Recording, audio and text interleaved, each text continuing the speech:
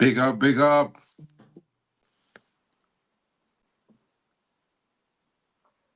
Sal, I can't hear you, bro.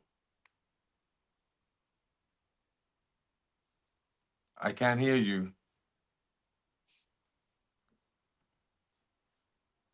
Unless it's me.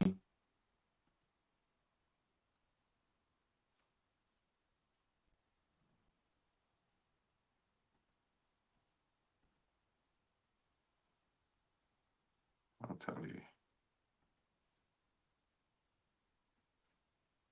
Is it me? Cause Yeah, I can hear you now. I can hear you now, bro. all right, cool. Oh, Big up, big up. I can hear you now. I don't know what happened there, man. What's going on? Let's start again. It's Strep Post. I'm here live with my man, MarkN. What's going on, bro? Chilling, bro. Sorry. Yeah, all right, I'll flip my phone in a little bit. I just set it up like that by accident, bro. So that's all right, man. That's all right, man. That's cool. As long as we can hear you, bro. As long as we can hear you, man. What's going on, everyone? What's going on, Kazi? How you doing, my friend? Hope everything is good with you. What's going on, man? Look, you know what? It's been a mad week, innit, brother, about Man United. You know, I've just been watching you on the KG show just now. And you know what? I'm seeing a lot of negativity, bro. What's going on, man? Do you know what I mean? Know, bro. Like, you know, the moment, it's not like I'm not even saying like we're gonna win. Like, I'm not saying we're the better team. I'm just saying that, we can get the job done. It's gonna be a competitive game. I expect Jose Mourinho to set up in a low block, park the bus. I expect them to play on the counter. They're gonna be at home. They're gonna have the fans behind them, but they haven't been playing too well. Even though they've won 4 games, they've drawn 1, and they've lost 2. They haven't been playing so well. So even in the games they won, the performances have not been to the standard of what Fenerbahce was. The fans are complaining. So I'm saying they're under pressure, just like United, to perform. Going into the game, I think United have done enough in the last 2 or 3 games of performances around certain players that have been showing up key. That lets me to believe that we can definitely get the job done against them. But it's going to be difficult. Yeah, it's going to be difficult. But you know what? You mentioned it. You said the key word the other day, and it resonated with me. It was defeatist attitude, isn't it? And I think that we're having too much of a defeated attitude within the fan base. I know that some people are Ten Hag out. I understand that, right? But they're only saying we're going to lose to Fenerbahce just to add weight onto their opinion that they're going to, they're Ten Hag out. That's the only reason they're saying it. They're 4th in the Turkish league. I mean, behind Samsunspor, Besiktas, and Galatasaray, those type of teams. They were knocked out by young boys in the Champions League, and why can't Man United go there and win? I mean, the only thing I could think about is that they got some experienced players, of course, around Dzeko, players like that, about 40, and the atmosphere. That's it. If we can combat those couple of things, I think it'd be all right, 100%. I mean, no, I'm not saying that we've turned a corner just yet. I think we need to get some more performances in, maybe strike up a little winning streak, or at least an unbeaten run in the next 5-6 games consecutively before I could say we've turned the corner. But you've seen Hojlund's performance on Saturday, right? And I for one would be saying that I have seen this coming from the first day of preseason when he played before he came off injured. Just by the way he took the goal he scored in that moment, I've been seeing a total change in the way he's approaching, how he holds up the play, how he shapes himself against defenders. And this is very positive for a young, quick, agile striker, big, powerful guy that he is. He have a shot on either foot, left or right. It's something that, you're going to be, you have to be interested to see what he could do about it. Galatasaray is not, Fenerbahce is not the best team in the world, I would say. They're one of the best teams in Turkey for sure. They're a good team in Europe. They have a strong history.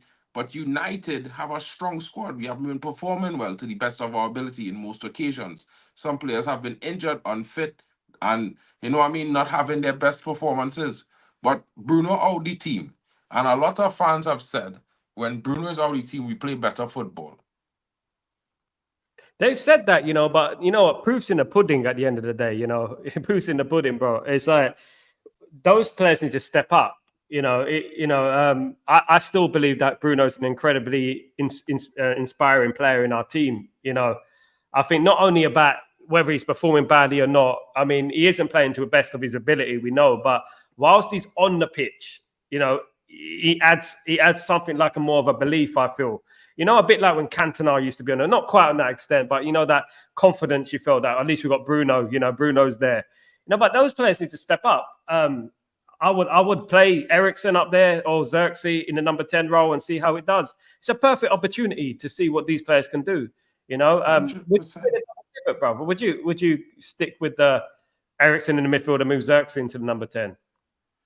Well, I mean, for me, like I wouldn't mind. I think I would like to try Zirkzee in the number 10. It's one of those things for me where I feel like it's interesting. Zirkzee is one of those players. He's a false nine. So when you look at that, you start thinking about the perspective that he could possibly play the role of at number 10.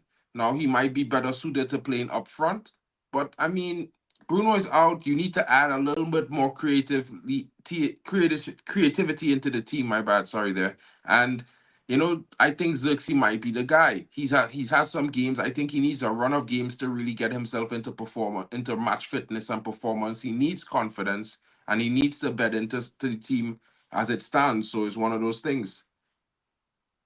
Yeah, man. I'll take it back to Hojlund though. Hojlund like was getting criticised unjustly last season, innit? You know, I mean, we all knew what he was going to become, and he's you know what? He's a young lad as well. He's a young player, and you can see certain things that he's doing now. The hold-up play, bringing players into the game, you know, like he did on Saturday against Brentford. I felt when he came off, it took a lot away from our strike force. You know, you can tell that, you know, he's a presence now, and even he's getting praises from Jamie Carragher. For goodness sake, you know what I mean? I mean, we don't really get praises from Jamie Carragher talking about, you know, he's jumped leaps and bounds, you know? I think this guy's could possibly get up to 20 goals this season, if not more, if he's playing regularly. I think he's a key man tomorrow. I think if we can get him some chances in that box, I believe he can take a couple.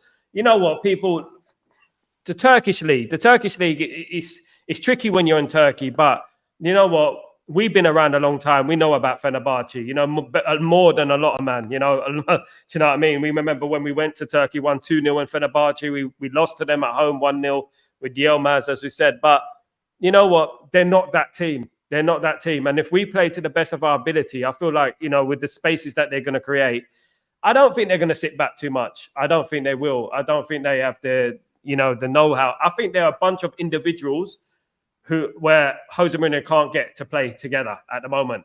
This is what I'm hearing in regards to Turkish fans and stuff. They're saying that they're just a bunch of individuals, you know, and just because they've got big names doesn't mean that they're going to smash Man United or whatever. They've got more experience than Man United. The main player I fear is Saint Maxime.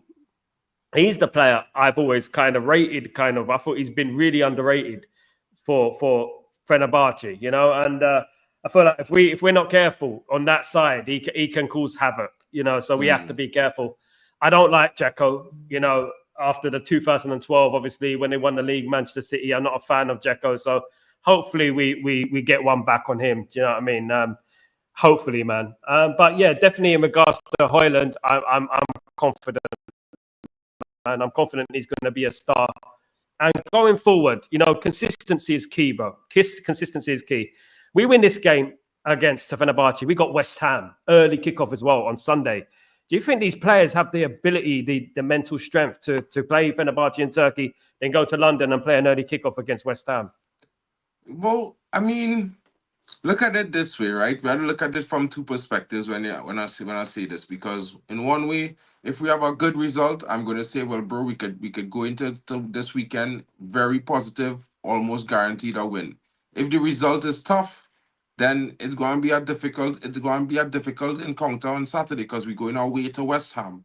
But West Ham have not been in great form at all. They've lost a lot of games. They've not been performing too well. In the games they have won, they have some good performances, but they won't be with one of their big performers this season in Mohamed Kudus. So they are a little weakened as well. You know what I mean? We did get the better of them last season in one game. We did lose. I think we drew to them and then we won, or we lost and we won, something like that. But at West Ham, for me, I look at the perspective that, you know, for one game at a time. We need to get over Fenerbahce, deal with this game, and then move on. And then we could focus on West Ham, because I don't think is a game that we should be too worried about this weekend. We are in the Premier League sense, we are on the rise. You know what I mean? And if we win against West Ham, that means we go further up the table as well. You know, And since Arsenal lost, since some other teams lost, like Chelsea, they're on 14 points. So we have a chance if we score some goals against West Ham and maintain a clean sheet, we could be above Chelsea. It's just up in the air to see what happens. To be fair. But what I'm talking about, like, is like this great Arsenal team. Everyone keeps telling me what a fantastic Arsenal team is, right? We win against obviously West Ham. They're playing Liverpool, yeah, and they've got Saka, Odegaard, and Saliba out of the game. So it's quite possible they could lose that game, or even draw. We win our game, we can be 3 points from Arsenal. This fantastic Arsenal team that everyone keeps telling me about.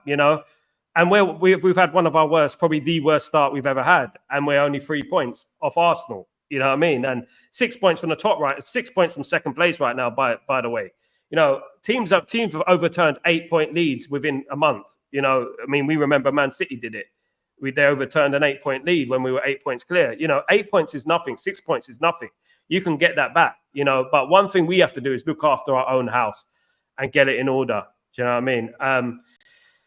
It's a tough one against West Ham. I think West Ham one is the toughest game. I think that's going to be tougher than Chelsea. I believe that. I think the West Ham one away. I think we'll beat Chelsea. I've got this feeling. Have quite a good record against Chelsea as well. But yeah, as you said, one game at a time. People are predicting we're going to lose to Fenerbahce tomorrow.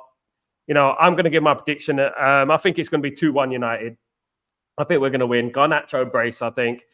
About the defenders now, the fullback position. It's still up in the air, of course, with Dalot, with Mazraoui, with obviously Evans. Martinez played there on the left at the weekend. What's your team looking for on the defensive side? Well, you see, I have this funny feeling that we might see a shock in the defense. I've been watching the youth stuff a lot this season. I know that, is a doubt. Johnny Evans is a doubt right now. Maguire out as well. So we don't have that many options. I know Lindelof is there, but I don't think Ten Hag wants to put him in the heart of that defense to play against Fenerbahce. Now, it might be a possibility he could come in as a left back, but I'm still not secure with having him play next to De Ligt. You know what I mean? I would say, this might be real ridiculous, everyone. I didn't say this on KG channel because I didn't want them men to fight it too much, but I would actually bring in Jack Kingdon. And Jack Kingdon just recently got called up. He's in Fenerbahce with the team training as we speak. And I think that youngster in defense this season has been solid as a rock for the youth teams, both of them, the under-18s and the under-21s. And I think he could play the role. And if you put Licha back at left back, he's in between Licha and the likes of De Ligt. I think they will take care of him. If you add Ugarte to that as an extra defensive player that will shield him, probably will be required to provide a little support for him. Yeah, it's something we could take a chance on. Yeah, why not? Why not? At the end of the day, we don't know how he will react to be given a chance. You have to give these players a chance at the end of the day.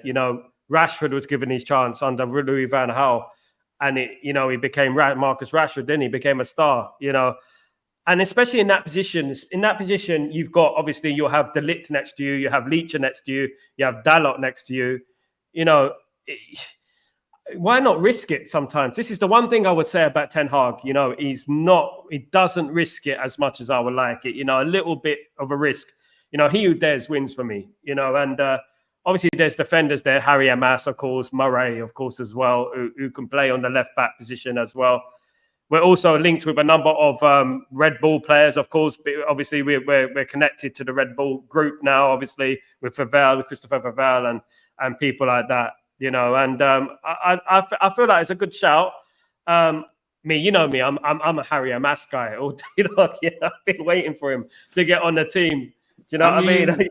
I do like him as well. The only thing, I think he fits the profile. I just think that, if I was to choose between him and Murray in terms of readiness, now, this is a sacrifice on either end. I think Murray is more ready in terms of he was the more advanced left back in the team, in the youth team at the time when Harry Hamas came in. He was the substitute for Murray. Murray was injured for 3 months and Hamas shined. And I think it's a good competition for the two of them. But Murray defensively is much better. He's not going to offer what Hamas offers going forward, but defensively, strong. He could adapt, and he can go bomb forward. He can cross the ball well. He can play the ball out from the back. But he's not that Amas, Amas, he go and bomb forward. He go and get in crosses. That kind of thing. But yeah, I mean, either way we go, they are all there at the same time. There were 7 youngsters who were called up to the team training. They are in Fenerbahce training with the team right now. Not only him, Sekou Kone is there as well. I'm not saying he's going to be in the team, but he's training with them right now in Fenerbahce as well. He's been training with the team for the last couple of days. So Ethan Wheatley is also there. He might be on the bench. Dan Gore Jr. is another solution, because maybe we drop a player down and we add a midfielder, and play a more secure role with two defensive midfielders, and they could put Dan Gore next to Ugarte. You know what I mean? Still have Ericsson and maybe Zirkzee, and still have the front three, because then you sacrifice a defender and you play a back three, which shouldn't be that bad, because Ugarte could drop down. Dango Jr. is pretty physical, and he's pretty good on the ball as well. He can play all those roles from deep. And we know he's an aggressive player, not shy of a tackle, because we've seen him get a red card in preseason, in his first preseason with United. Yeah, we have to be careful about that. So I mean, I was obviously watching the last stream, and people were talking about a red card tomorrow night. They got a feeling there's going to be a red card in the game tomorrow. We have to keep our heads tomorrow, absolutely, because of the atmosphere. It's going to be hot. We all remember Welcome to Hell, innit, with Eric Cantona and the fan when he beat up the fan, whatever he did. Or was it a paparazzi guy? He beat up some paparazzi guy or something like that.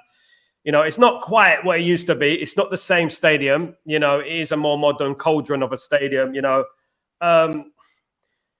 We haven't had a good record in regards to Turkey. In recent years, we haven't had a good record going to Turkey. We've had a few bad results here and there. I can't remember the last time we played in Turkey. I think was it Besiktas or something like that? No, Galatasaray. Was it? Oh yes, 3-3, the Galatasaray, and that brings back bad memories as well. Onana had a bad game that day, and we need players to step up, especially players like Onana. We're going to need him tomorrow. How do you feel the team has developed, though, since last season in regards to the Galatasaray game as opposed to this Fenerbahce game? Because they're going to be very similar games, I think. They're going to be coming at us, tenfold, and we're going to have to be strong and as play as a unit. And mistakes is the problem that we're doing at the moment. The problem is mistakes. We've got to eliminate the mistakes from our game. 100%. We have to eliminate the mistakes from our game. And, I can't say based off this season that, we've turned a corner in terms of having a little bit more resilience in the mentality. But if I was to go off for the last 3 games alone, one of the guys in the stream earlier on pointed it out. We are having a little bit of a mentality boost in the last couple of games. If you look at the game against Tottenham, even though we lost, they didn't score the second goal until after halftime. We was already down to 10 men. They didn't score the third goal until the last 2 minutes of the game, which in moments we could have scored at least 1 or 2 goals and had the game equalized with 10 men. It didn't happen. It didn't go our way. We see the game against Porto. We scored the 2 goals. We went down. We lost a man, and we still maintained and came back and got an equalizer. Probably could have got a winner in the game, where some opportunities missed as well, and some handball shouts us again. If you look at the game against Aston Villa, I would say everybody expected us to lose. We didn't have much players fit. We had to take chances in some situations. And I think we were the better team. I think we were unlucky not to get a penalty in the game, unlucky not to score a few goals in that game as well. So for me, when I look at our last performances in the league, I would say that we kind of performing with a stronger mentality. Looking back to this weekend as well, going a goal down, having a little bit of the decisions against us, but still came back out fighting and got a good victory and good goals scored. To be fair, we scored really good goals in that game. And in Europe, we've been scoring goals. Scoring goals hasn't been a big problem in Europe. I mean, we didn't score against FC20, but if you look at last season, even when we get knocked out of the Champions League from the group stage, we were the team that scored the most goals besides Man City from England in the group stage. Although we got knocked out, I mean, we scored twice as many goals as Newcastle, but they didn't get they were finished in a higher position because they won a game. They won 2 games. You know what I mean? They had more points in their group stage bracket. We even did score more goals than Arsenal did in in the group stage, which is people would be shocked to know that. So when I look at Europe, I look at it a little bit differently from the league. I think United will always be a little bit stronger in Europe. Scoring goals is not that big of an issue because remember the team's not playing against us week in week out.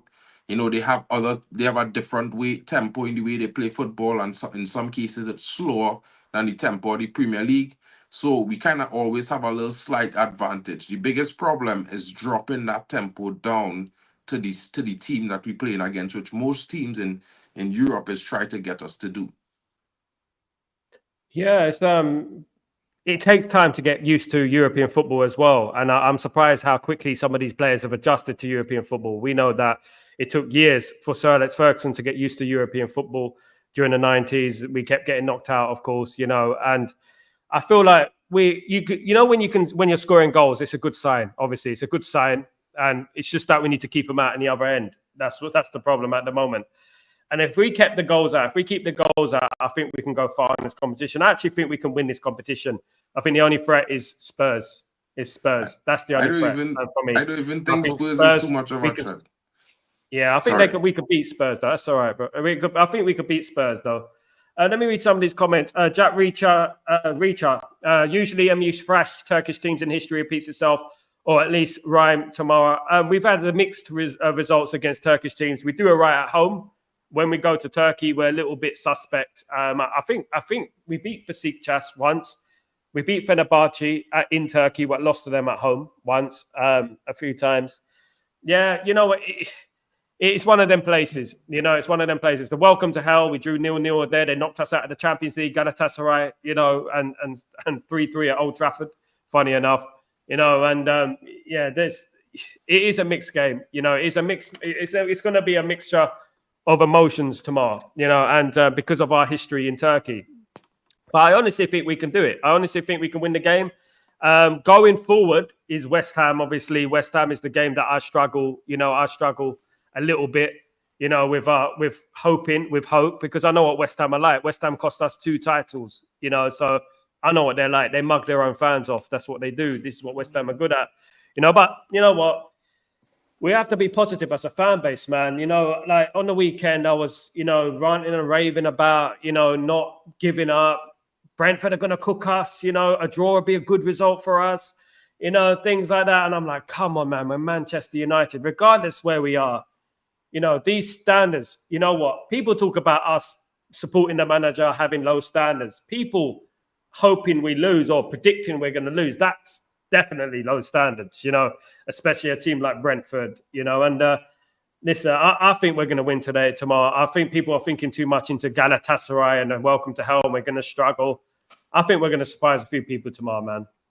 Yeah, I think it's important for us to remember that we might not have been the best team so far this season, but our team is a work in progress. We have good players. We have some young players that have a lot of high potential, high talent, high ability that need to get it out.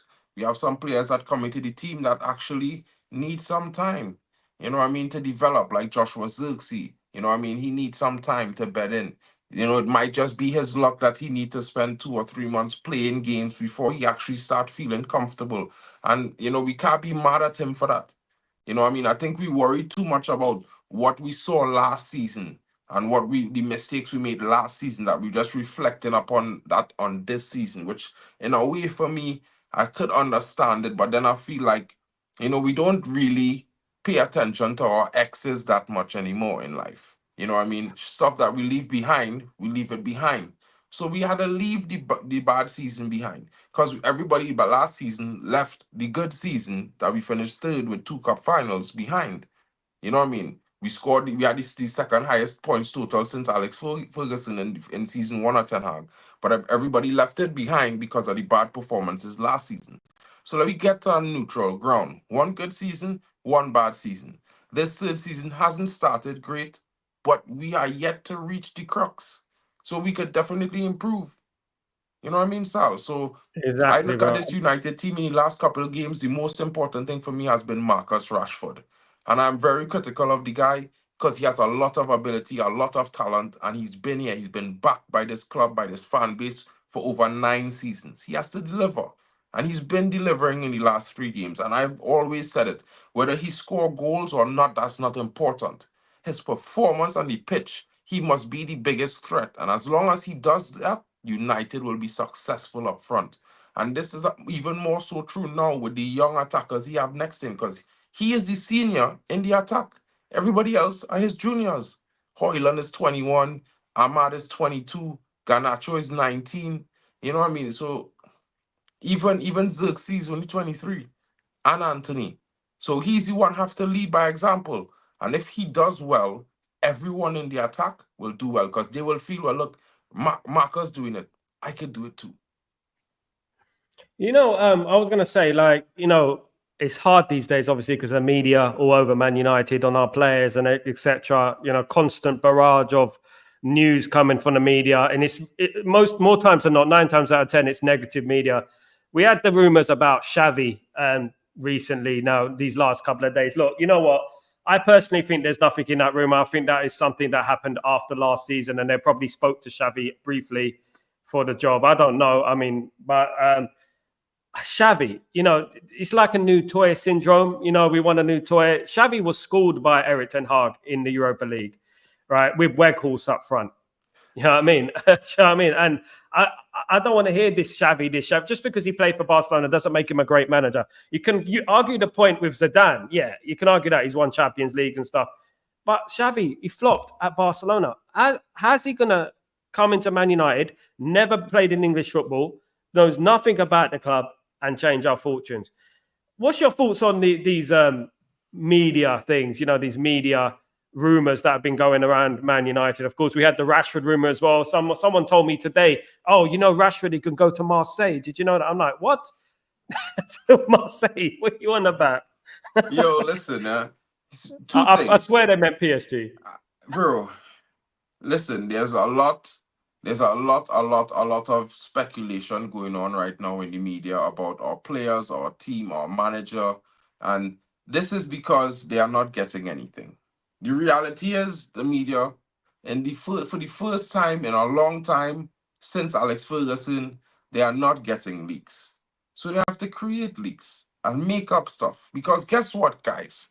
If you think that the media is our friend, that they want to inform you for your best interest because they want to see Man United successful like you do, you have another thing coming, buddy. They've never liked us. I always thought we were the black sheep of English society for some reason. And that was funny, because coming from back then, we were the biggest club in football. I saw us win titles after titles, and they hated us for it. They hated us. Do you think that they want to see us successful again? Just ask yourselves.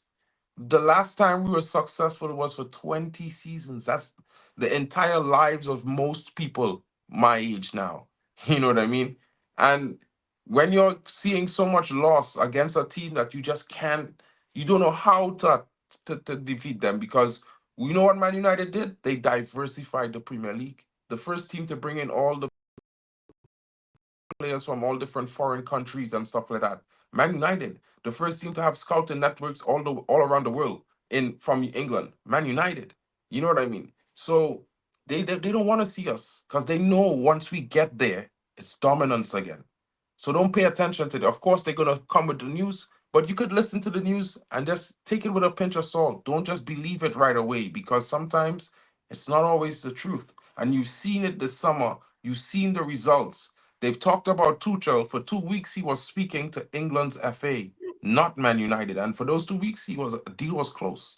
Some YouTubers are following those trends, and they're poisoning the fan base. And I mean, I can't say anything about them. I'm a YouTuber myself, so I want everyone to watch my streams. But at the same time, I'm a Man United fan. I know how it feels to be led astray, and it's a dark place to get into, because then you get your hopes up and you feel terrible, and then you're like, man, is it ever going to get better? I mean, we've seen the last decade of madness, bro. We've seen it all. We've seen, like, you know, we're no strangers to obviously controversy, media scrutiny, etc. Obviously, it goes way back, you know, in the media. God knows why. because Man United are the pioneers of English football. Regardless what anyone would say, we are the first team to believe in European football.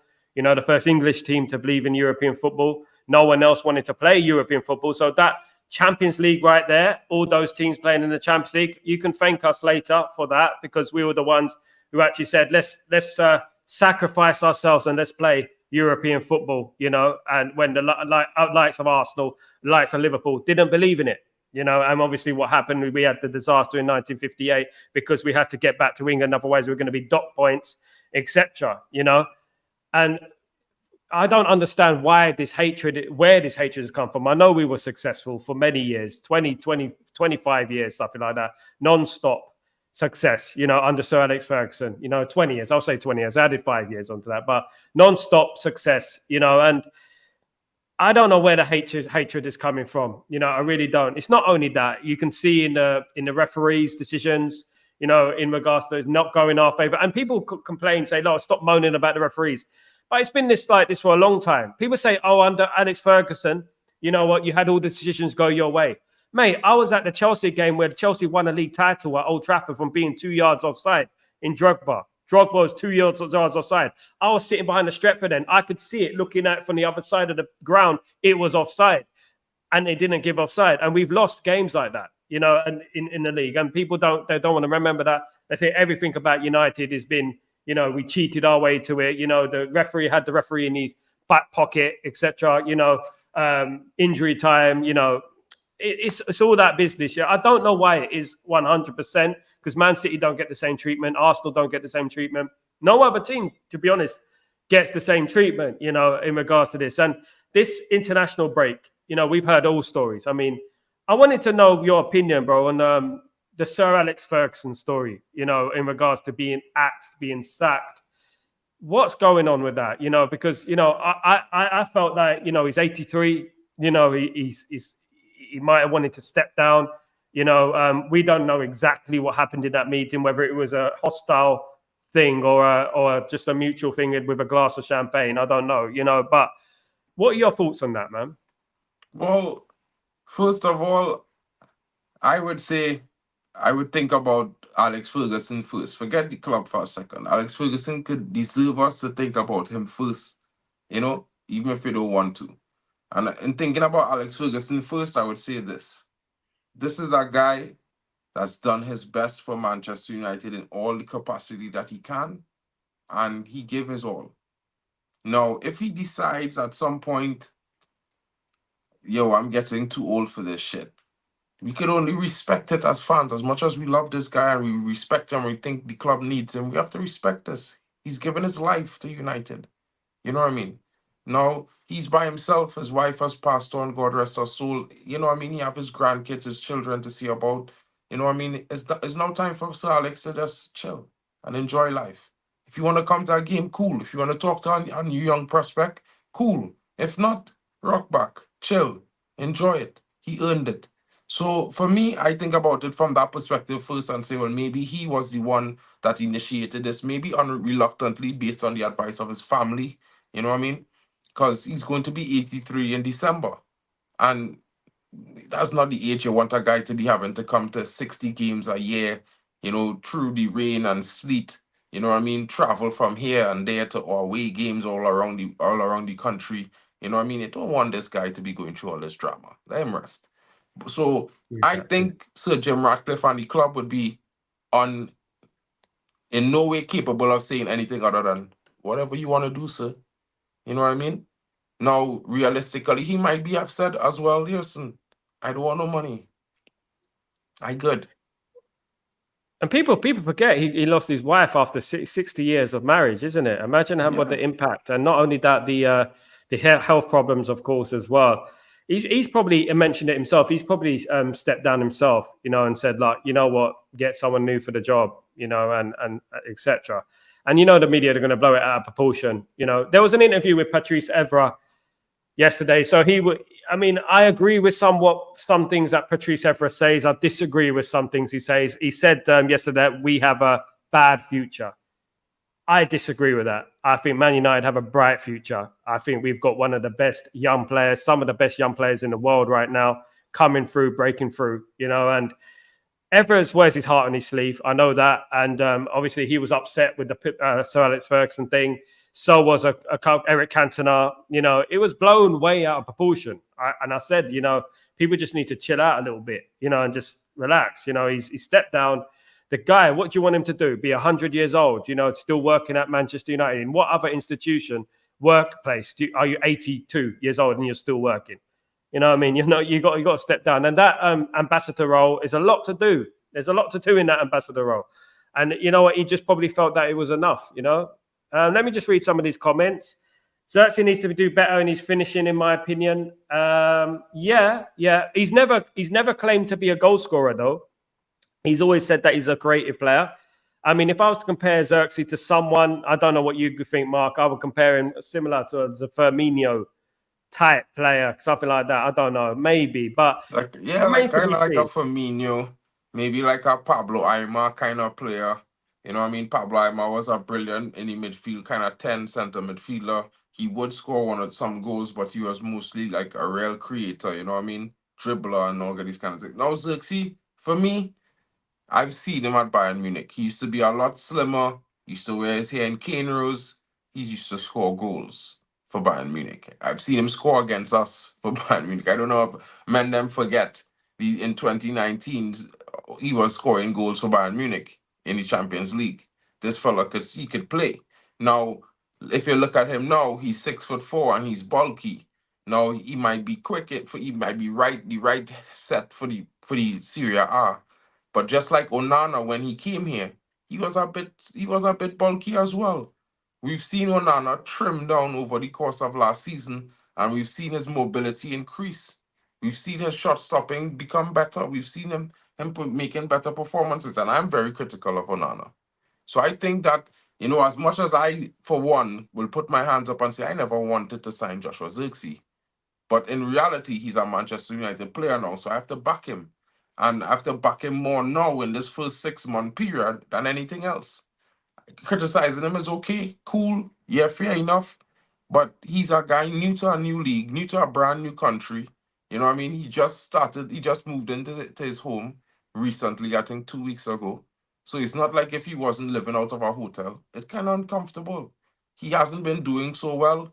And yes, so in a way, we bought him as a striker, but I can't say we bought him just to score goals alone. I think we bought him as a different option up front.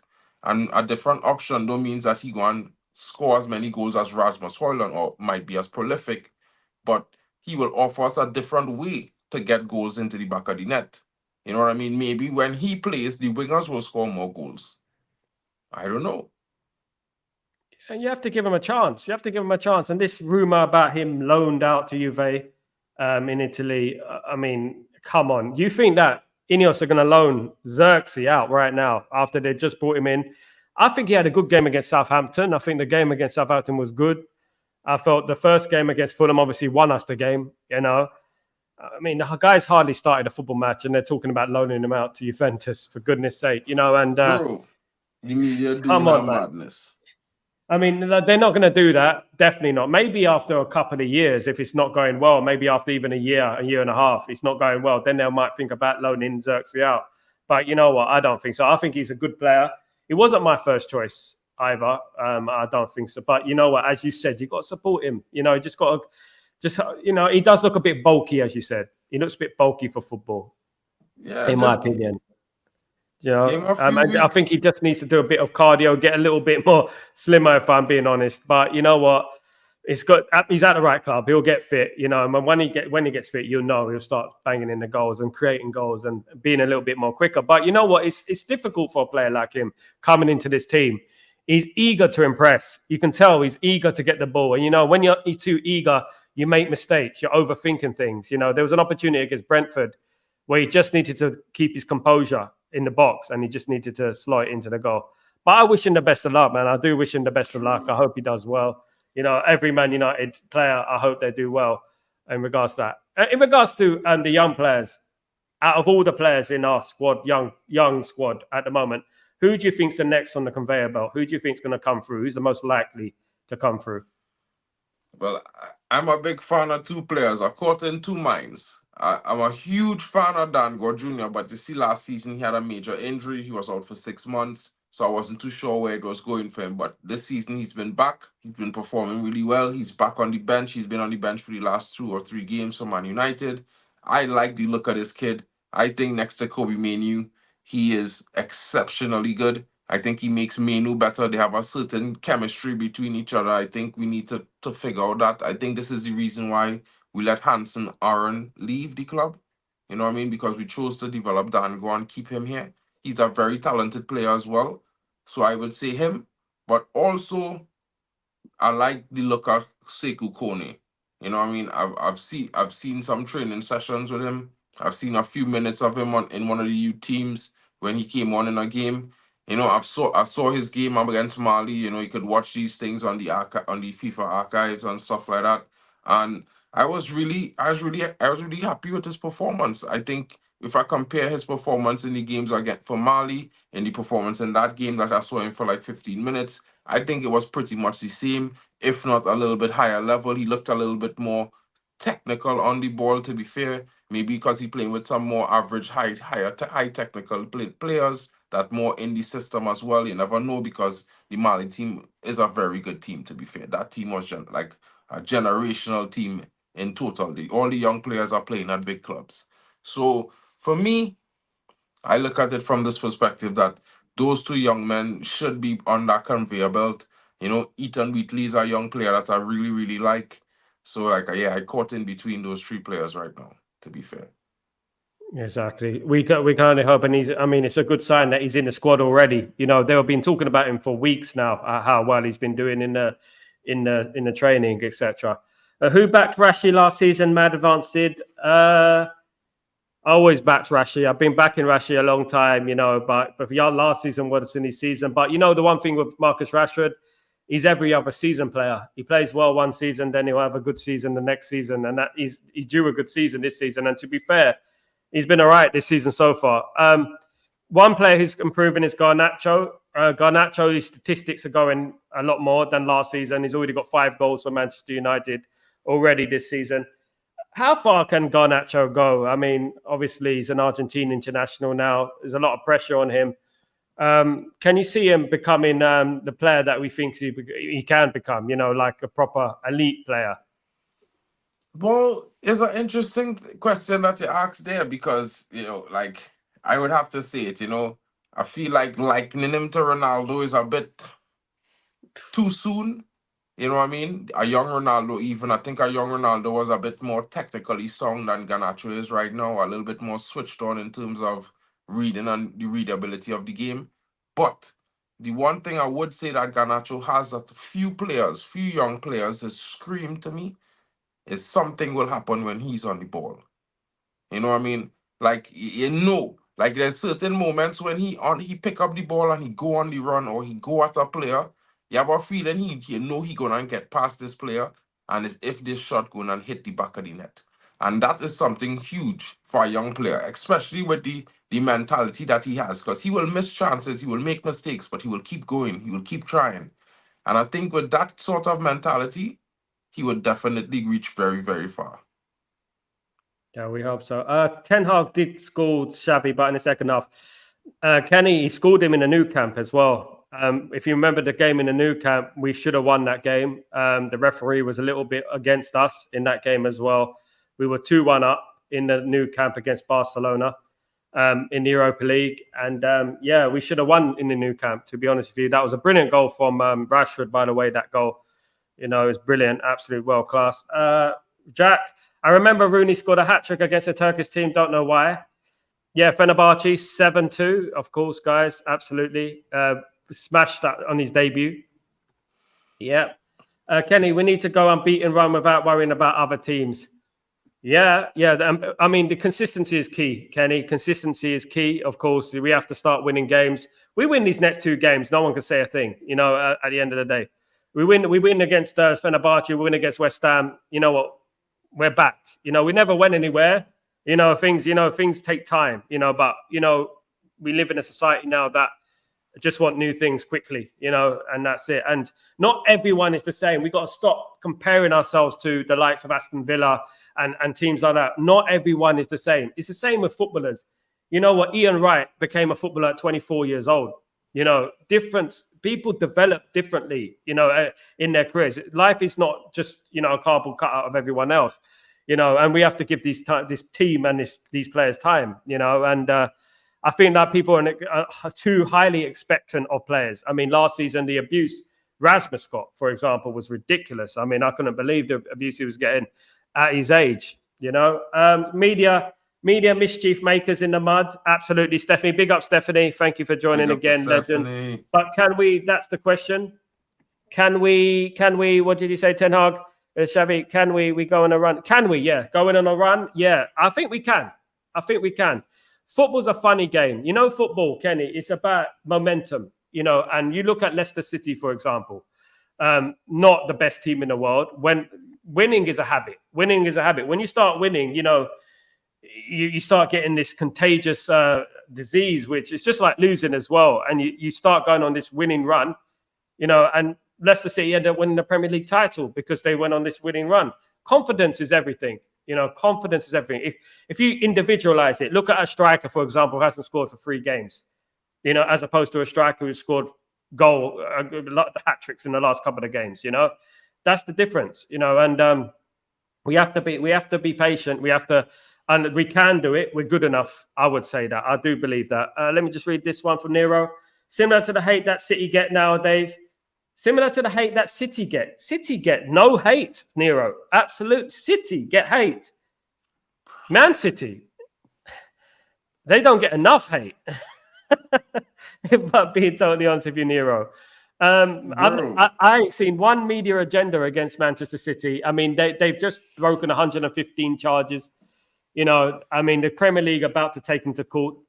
And no one wants to talk about it. They want to talk about Man United and Marcus Rashford and Sir Alex Ferguson and stuff like that. Because City threaten everybody to sue them, bro. They got the money, isn't it? It's blatant. They got the money. They're bribing this. I mean, don't want to say a bit too sinister. But yeah, I think they have doing something.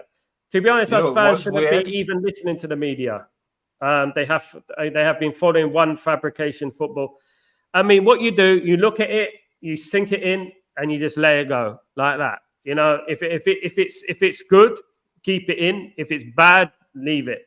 Because there's going to be a lot of rubbish going on about Manchester United. We got people being banned from the press conferences. I mean, the Alex Ferguson thing and the media, that goes back to the BBC all the way back then. We've been hated because we didn't take any crap back then from the media. Sir Alex Ferguson banned BBC, for goodness sake. You know what I mean? And BBC were paying for Match of the Day and etc. So yeah, man. Let me have Bruno. Good name, mate. Bruno Hamza, how you doing? Xabi will be a good manager for us. We're tired of the man who excuses every game he had. So what's Xavi's excuse for Barcelona then? Why did he foul? He's got La Masia there. He's raised at the football club. He's got a great team there, a good team, better than ours, man for man. Last season. Well, some people think it's better than us. I don't think it's better than us. But you got some good players there, some great players. What makes you think he's going to succeed in England?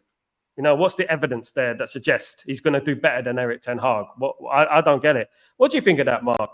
Like this Xavi argument that he's a good manager. Yeah, well, I mean, good managers all over the place, to be fair. I'm not going to take that away from him. He had to do well to win the La Liga. But in reality, it was one of Barcelona's seasons. They got knocked out of the Champions League in the group stage. They got knocked out. They got knocked out of the Europa League in that season by Man United as well. So they were. I don't know. I don't know why. It's this sudden thing that Xavi's the next big thing because he won one league in La Liga. I don't think that same team with as much competition as La Liga has this season would have won. That's why he didn't win back-to-back because, that teams that was better than them. But they had a good run. Now it's all good. Ten Hag might not be the guy to be the one to lead Manchester United to the promised land. But the argument is that suddenly every other manager is now better than this guy that, was probably the best candidate for any manager at any club 2 or 3 seasons ago before he came to United. You know what I mean? So that's the weird thing for me. Now, every single other manager everybody wants to get Simeone Inzaghi, they wanted to get Thomas Tuchel, they want Michel, they want Amorim, they want this guy. Like, realistically, are we saying that any one of those guys are going to walk into United and in the next 6 weeks, we are going to be on top of the league? We're going to win every single game? If that's going to happen, do it. But if you Well, cannot they guarantee think that that, a manager's going to come in, he's going to go, right, Luke Shaw, you're healed. And Luke Shaw's going to be playing every single game. It's going to be the same with Mason Mount as well.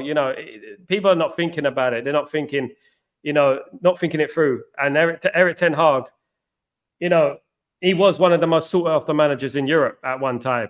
You know what I mean? And Man United were a mess when he took charge. And we have to remember that. And the people got short memories. We were in a mess. The fan base was in a toxic situation. We just come off the Ole Gunnar Solskjaer and Ralph Ragnick thing. He had a lot to fix. Do you know what I mean? And I feel like he's done a very good job so far.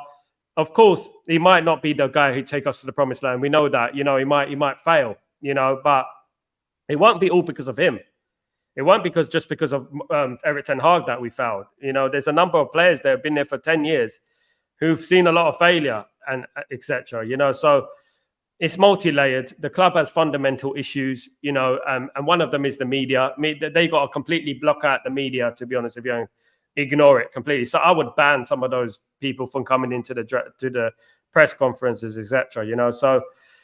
Yeah, I hope he does succeed. I'm going to give my review after I say December. I'm going to give it mid-December. I'm going to give my review about Ten Hag, where we are in the league.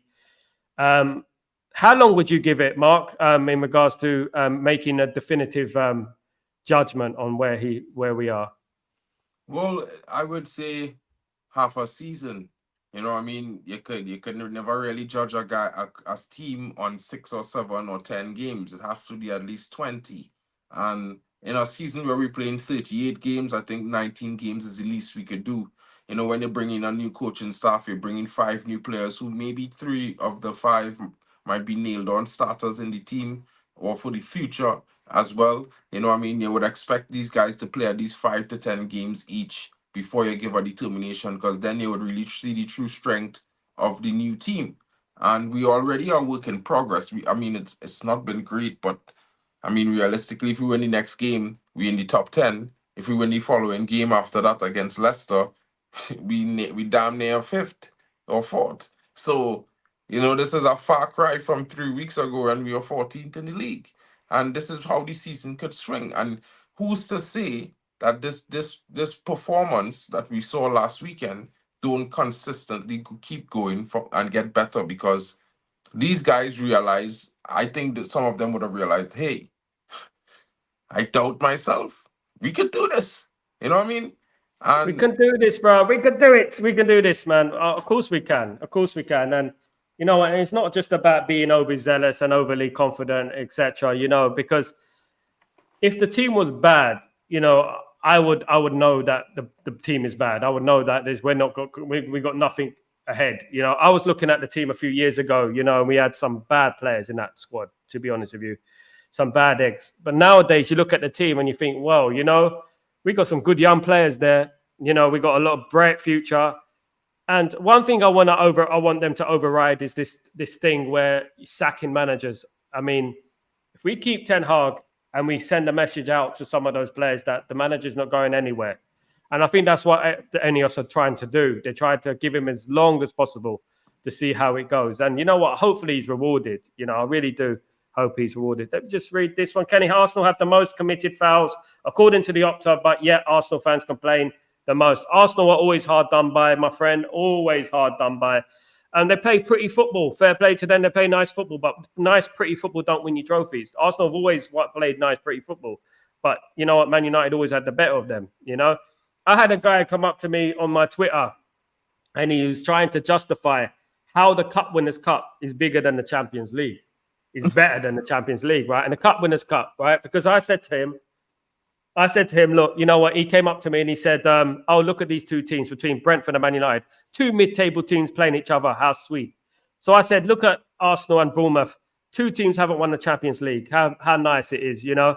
And he got defensive. You know, they can't take it. They give it, but they can't take it, these Arsenal fans. They can't take it at the end of the day. Then he said, oh, but we have won the Europe. We have won in Europe. We won the Cup Winners' Cup. And you have to win something to win the Cup Winners' Cup. You have to win a cup to win the Cup Winners' Cup. So I said, by that logic, your second place is nothing because we won a cup last season. So we done better than you last season. Why don't you admit that? Then you just basically admitted that last season we done better than you. And it goes backwards and forwards. Arsenal fans, they bring out the most ridiculous stats, you know, from 1920, 1930. My goodness me. I don't know. It's like delving into the bloody Narnia cupboard. You know, it's just like, on and on and on, and you're trying to pick out little things and that. And you know what? It's a bit embarrassing for me because you know what? Arsenal are, for me, I'll be honest, they're a small club compared to Man United. And I don't say that in arrogance, but we are. Our history, everything. You know, you don't see Arsenal shirts anywhere. Over here in the Middle East, you don't see it. You see Man United still. I live in the Manchester City area, Abu Dhabi, you know, so you see Manchester, you don't even see Manchester City shirts, you see Man United shirts. Do you know what I mean?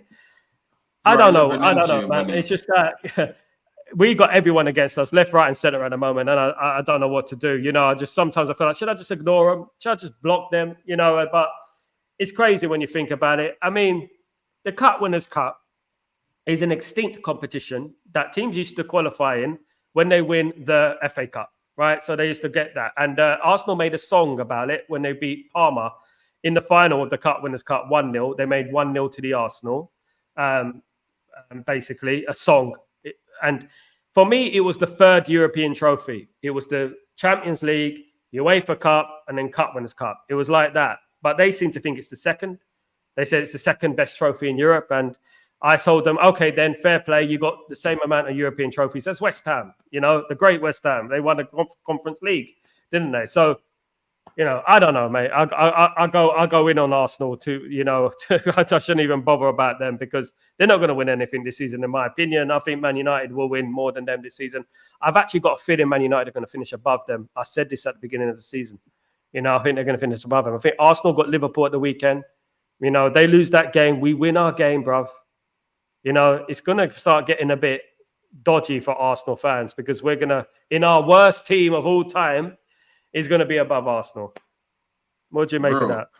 I can tell you this, right? And this is what I want to say. I've some brethren now, you know, some partners who different fan bases, but we grew up in the same neighborhood. We play football together. We play, you know, college football together as well, and all that kind of thing. You know, secondary school business. And you know, we talk to this day, and some of them fellas is Arsenal fans. You know, last season they was laughing at me all the time. This season they don't really take my calls, you know. And I tell them the beginning of last season, United was going to lose 10 to 14 games, something like that. And, you know, but we will struggle and, you know, it didn't go we will win something, but that is what I was foreseeing. Because of the transfer window and certain things happening around the club before this season began, I was like, bro, you're going to be too tough. And they laugh at me. They say, nah, you're just making excuses. When it happened, they say, bro, it's a fortune teller. I tell them this season, we might lose about 7 games in the league, but we win in the Europa League and we defending the FA Cup. Whatever else happen, I know that happening. And Hojlund go bang this season, Anthony go make a comeback. So I say to them, I called them the other day, nobody in answering the phone. I message them, they still ain't replying to my messages. You know, since they lose 2-0 to Bournemouth. That's how Arsenal fans are. But the problem is that if United really win the next 2 or 3 games, is that every other team in the league that are above United will start thinking about United. Because everybody knows if United go on a run past a certain amount of games, they's become a machine that rolling. You know, like a snowball going down a hill. Hard to be stopped. And you have to fear United no matter how much you talk about us being shit. If United 3 points behind you and they're facing you next, it's problems. So I think that's what a lot of people are afraid of. They're afraid of the United of old returning to this time, this era in football right now. Do you know what?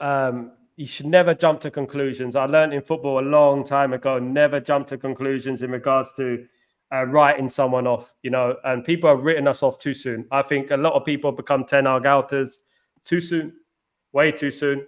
And I remember the biggest mistake I made is when we lost the league title to Man City, and in 2012, and I already said we're going to win the league. I committed myself to saying we're going to win the league. I mean, and we were 8 points clear, something like that. Then we played Wigan Athletic, and then everything went pear-shaped and everything like that. And I learned that the hard way. And Arsenal never learn. That's the thing; they never learn. About don't celebrate too soon. It's only October. It's October. You don't win anything in October. Don't celebrate too soon. And they do it over and over again. Let me just read some of this.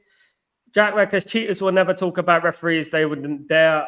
No, they wouldn't. Absolutely. -5. Kazi, big up Kazi. Big up Kazi.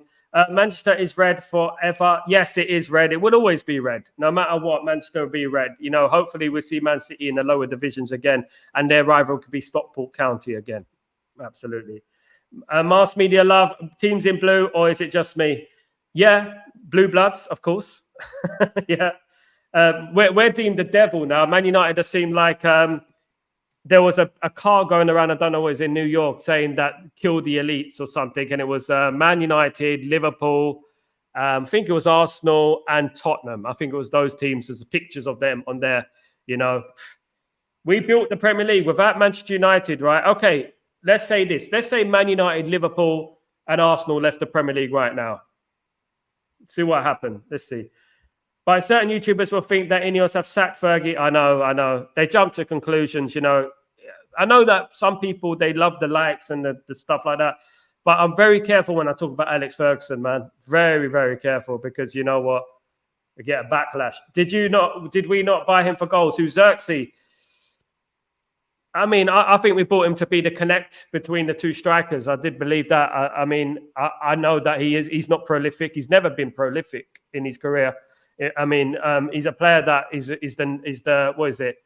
How do you put it? Like the glue between the striker and the attack, And I think he's that, in my opinion. He comes across as that anyway, But he never scored 20, 30 goals in his career. I don't think he has. I don't believe he has. See, Onana needs to stop punching the ball towards the opposition, but has improved the shot stopping. One thing, yeah, absolutely about Nana. When he's shot stopping, he needs to get the ball away. Don't get it to the opposition. That's one thing I would say about Onana. Hopefully that doesn't happen tomorrow, and hopefully he's worked on that. Do you know what I mean? 100%. Onana, was it your first choice, Mark? Onana, or was it Costa? Was it? Never. I would have taken Costa. To be fair, I would have taken Costa, or I would have never sold Kova. A weird fella, bro. I kind of traditional and old school and thing. Would have keep Kova. I would have made Kova the number one. I would have keep the gear. If you want, I would have tell Ten Hag, listen, here is the plan. You want ball playing goalkeeper? We are Kova. You had to make him work for a season. If not, we will get one. You know what I mean? I different. I would have given Ten Hag 4 years as a Manchester United, 4 years regardless. You sign a contract for 4 years, you're here for you 4 years. But I helping you build a team. But I also would have pushed some players in his squad. I don't think we should have sold De Gea because De Gea is a shot stopper. Now, Anana had in trouble last season. Can I bring De Gea for the Champions League games? You know what I mean?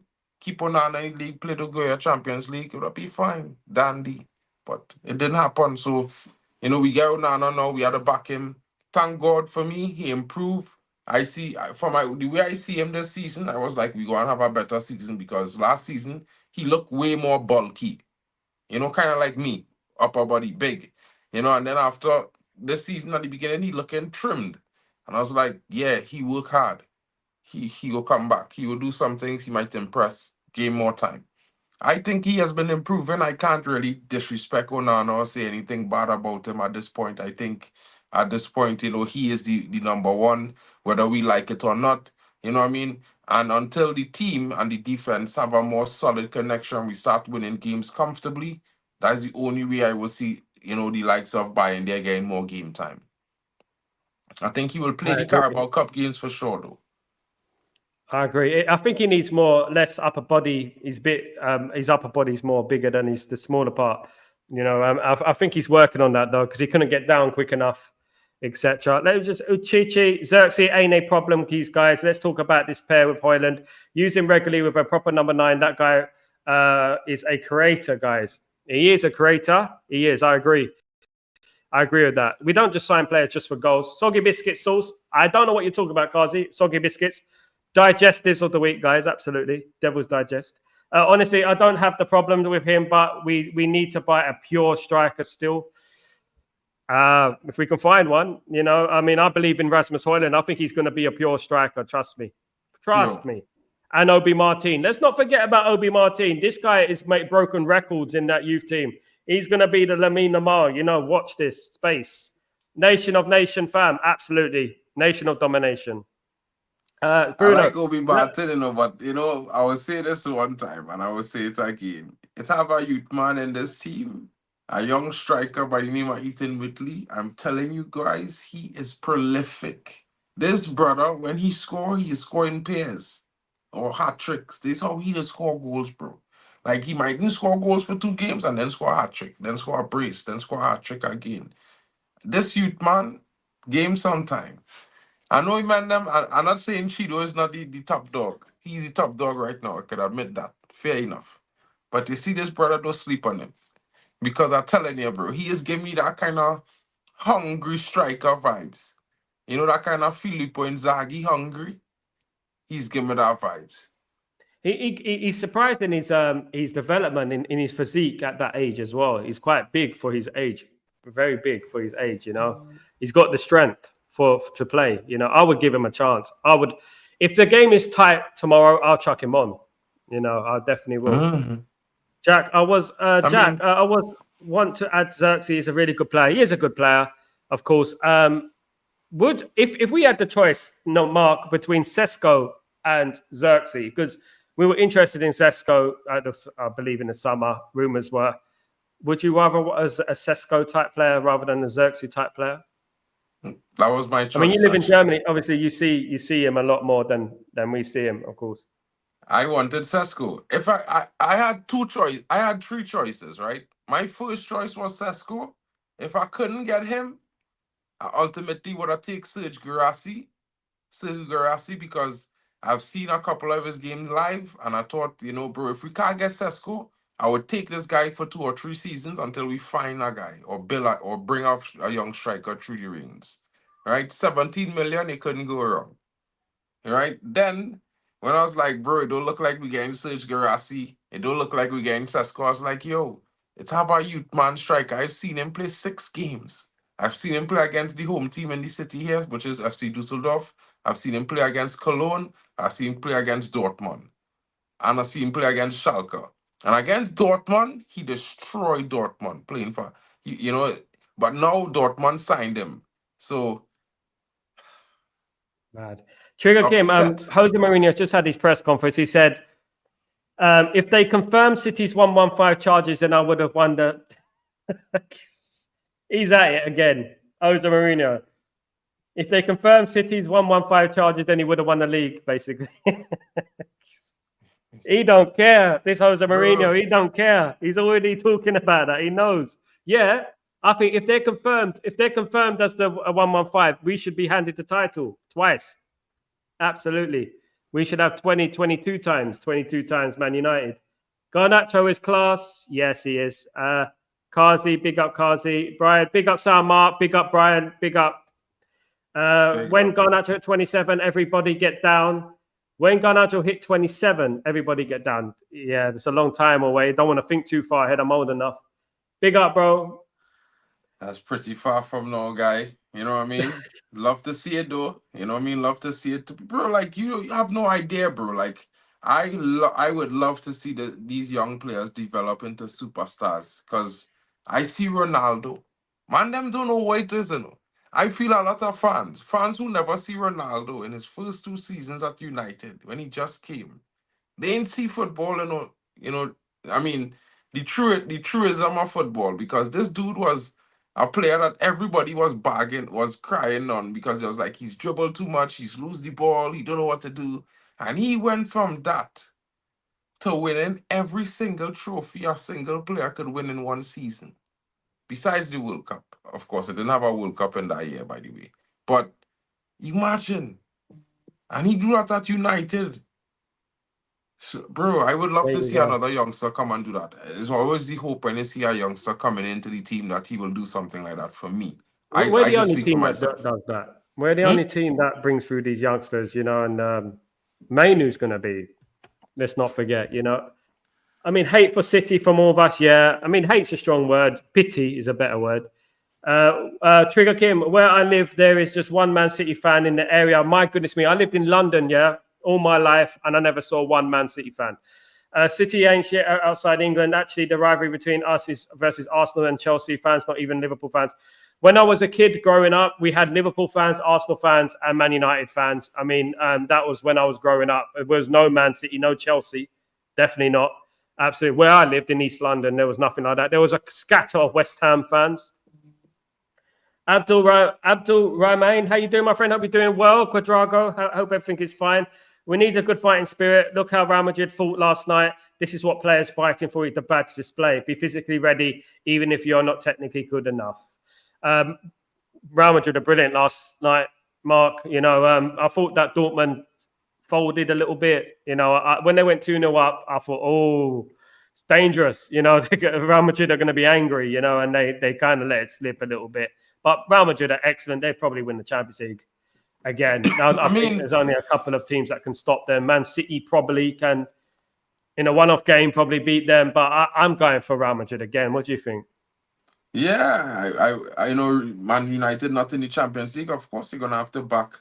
You're going to have to certainly back Real Madrid. I mean, it's the only team we can support as United fans. We the only team we could buy them wrong and say, bro, you know how it feels. You know what I mean? You know what it is to be on top. So the rest of the guys, bro, hate you all. No offense to you fans of other teams, but yeah, we don't like you. I don't like you. You're against me. I'm against you. It's perfectly normal. We can still be friends. But United for me in England, that's number one. You know what I mean? And we have a saying in the Caribbean that we say it like this: big team is big team. You know what I mean? You don't beat a big team just so. And they might go down, but they will always come back.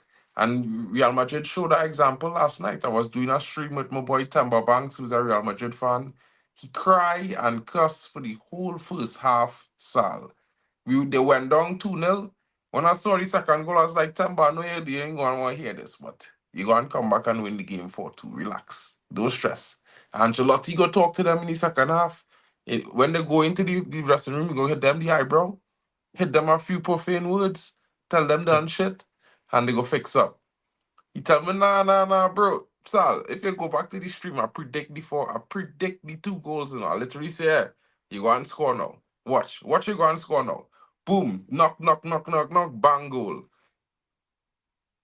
They Boom, I say, watch, you go and score a goal again. I say, much you want to pay me? I could see the second goal coming. He was like, nah, bang, goal.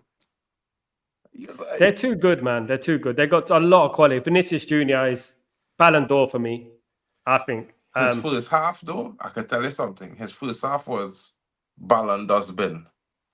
Yeah, son, Ballon dustbin. But Look, the second rivalry half, aside, some people are saying that Rodri should be given the Ballon d'Or. Some people are saying it should be Rodri because of what he did last year.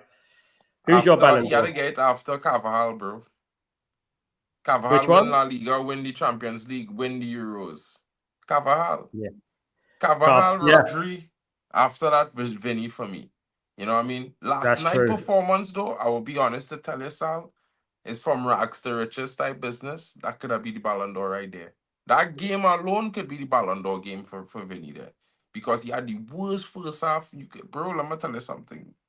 The worst first half I've seen in a long time from him. I was thinking, bro, he playing under Zidane.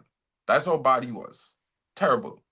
And second half, Goals cover up performances, isn't it? well, Stats and not only that, but his second half was like a whole different player. It's like his twin brother walk out on the field in the first half and play the game, and he come out second half fully fit, full of energy. Ancelotti fit. Admiral Drex, how you doing, my friend? Hope you're doing well. Never argue with an Arsenal fan. They get defensive. Yeah, I know that. Absolutely.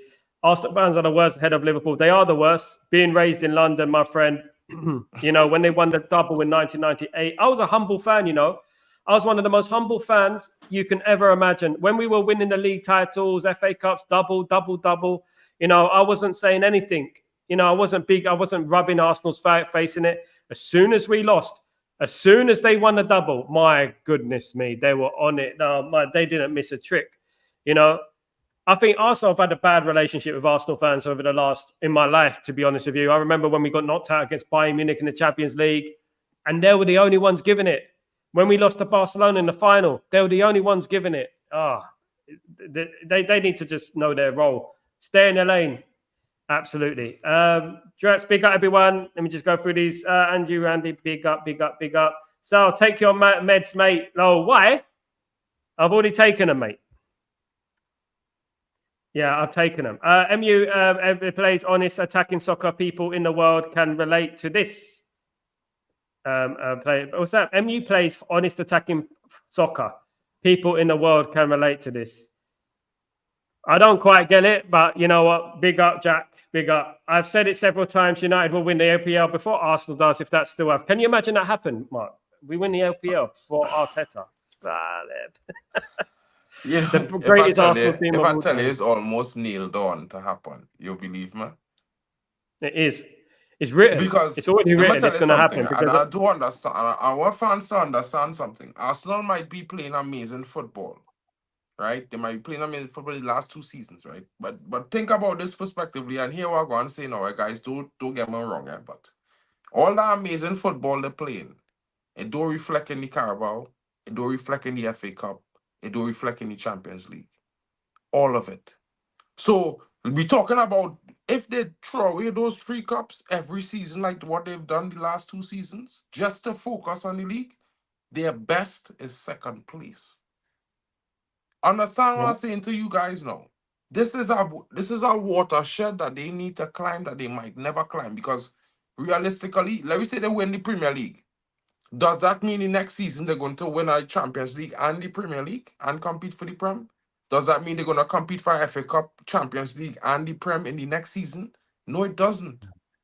Right? United, as terrible as we were, semi-finals of the Carabao Cup, quarterfinals of the Europa League, the first season when we played, we were still in 2 cup finals. You understand? Last season we was in a cup final. We finished 8th, but we was in a cup final against Man City that we beat, the team that win the league. So you got to look at it from a perspective that United competing on all fronts. As much as we want to see progress in the league, our progress going on all fronts. Every single competition, we see in progress incrementally. You know what I mean? And for me, that's a much better rebuild than just progress in one league. Exactly. And don't forget, we lost in the FA Cup final to Man City harshly as well. We could have won a lot, 2 FA Cups. Is it? Keepers is the only player who can use his hands legally. So why are Onana should be fearless? Some players like to punch the ball. I think he likes to punch. Big up, Admiral. Yeah, Sesko. Mourinho is not whistling Dixie in the wind for sure. Absolutely not. Mourinho's at it again, guys. He's been talking. Vinny Jr., 100% Ballon d'Or winner. He's a good player. Does Mbappe play? He's damn ghost these days. I said it. I said he's overrated. No, you know what? I just go and be honest here. Mbappe is a great player, whatnot, but I don't see it. I don't think he makes Real Madrid better. I'm being honest. I think actually he makes them worse. I think now they have to change everything that was good about them to fit him in and redevelop it. So that's why they're looking terrible. He don't fit them because here why? Where does he play? Where? He's not a striker. They already bought a striker who is scoring goals this season, Hendrick. Right? You're going to have to bench Vinny. They overcooked best position. They didn't need him. They've done it for shirt sales. Let me just go through these last few comments. Yes, Smart, 100% Arsenal have some sort of mental block. Yeah, mental block is correct. Absolutely. They're very delusional, Arsenal fans. Arsenal fans are very insecure, I've noticed. Good morning, Admiral. Big up, GBS1007. Big up yourself. And that's give him time to settle just like Zirkzee. Absolutely. Guys, I'm going to end the show there. Big up, Mark, my friend. You know what? I've Big gone up, over the bro. time, but you know what? It's been a great show, guys. Thank you so much for joining me. Don't forget, Devil's Digest will be here every Wednesday at the same time, guys. So don't forget to subscribe to Mark's channel. Mark, let them know where they can find you, bro. Bro, you can find me at United Marks on X. If you guys do X, you could come in, chat, link up. Of course, you could comment on streams. You could give me good feedback if you want, or you could drop it on the chats in the non-live section on my YouTube channel. Of course, you can see it there. MarkN MUFC fan. Forget the villain arc. That's just me being a United fan forever and ever since I was a young child. We were always the villains of the league, and I think we need to remain the villains of the league. The nice boy thing. Leave that for Doesn't work. Arsenal. Leave that for Chelsea. Leave that for Man City. We're the bad boys. You know what I mean? That's Exactly. just who we are. Just who we Big are. up, Mark. Big up, everyone. Big up, everyone in the comments. Thank you so much, man. I shall see you soon, man. See you in half an hour. Actually, I've got to do the match preview as Yeah, well. well, I'll check out your match preview first, and then I'll do one later. I was gonna do No mine, but worries, I man. wasn't sure Nice. what time we are gonna finish the stream. So maybe I'll do it right now as we are finishing. That way you can get to your match preview afterwards. But big Yeah, up to no you worries, guys in the brother. chat. Smash a like and subscribe. Don't forget, always don't forget to support Sal in the morning show. It's a total treat every morning, guys. I tune in every morning. I may not be in the chats all the time, but I'm always listening. So big up to you. I'm just a banter in the morning, man. You don't want to get me before my coffee. It's mad. Trust me, bro. Nice one, guys. Take it easy. Peace, man. Peace.